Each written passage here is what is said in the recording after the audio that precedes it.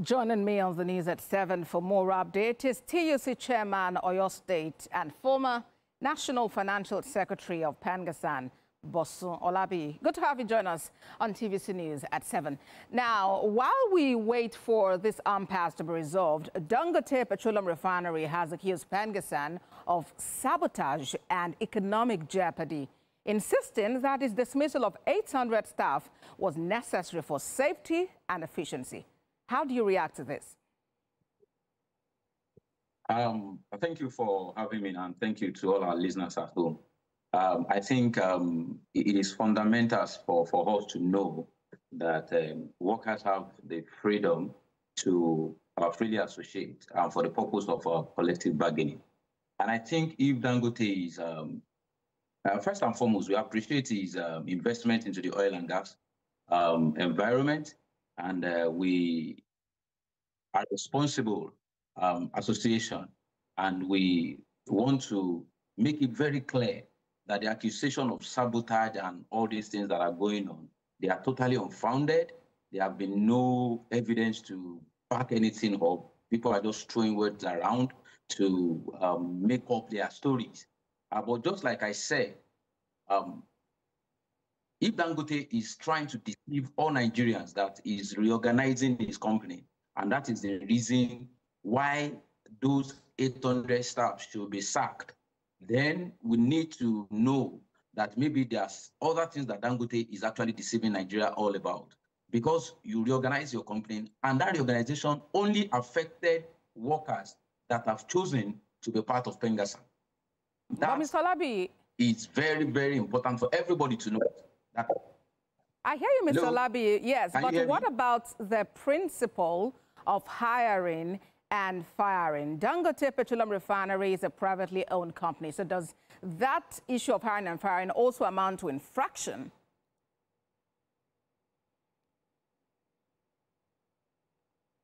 Can you hear me, Mr. Olabi? Whether a public company or a private company. I can hear you. I can hear you.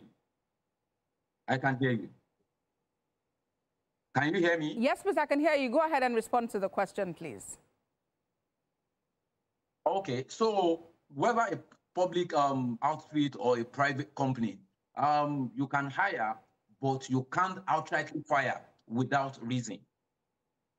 That is very, very important for all of us to know. And the reason for this is quite known to all Nigerians, except we want to deceive ourselves.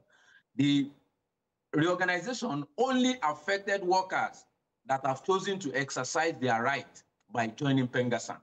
So we can use our tongue to count our teeth. It is very glaring. And just like I said, if Dangote is deceiving all Nigerians with this, it means there are plenty of other things that Dangote is deceiving Nigeria all about that we don't know. Now, it is very clear. And all right. The federal government now is stepping in, and it says it is committed to resolving this impasse between all workers and the Dangote Refinery. How reassuring is that for you and your colleagues? Good for the federal government trying to resolve this, but we need to note that it is very important that duress is on the side of the workers now. We have 800 of our members that are outside the gate that have been locked out.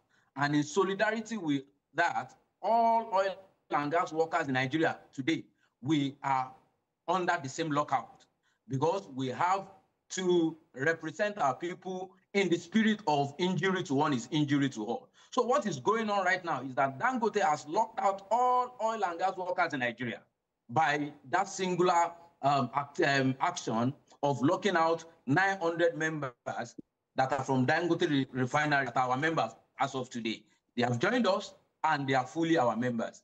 And Dangote locking them out means it's locking all of us in the oil and gas industry out. And we have to solidarize with them. That is very important for all of us to note. All right, Bosun Olabi is TUC Chairman in Oyo State and former National Financial Secretary of PENGASSAN. Thank you for talking to us on TVC News at 7. Thank you so much.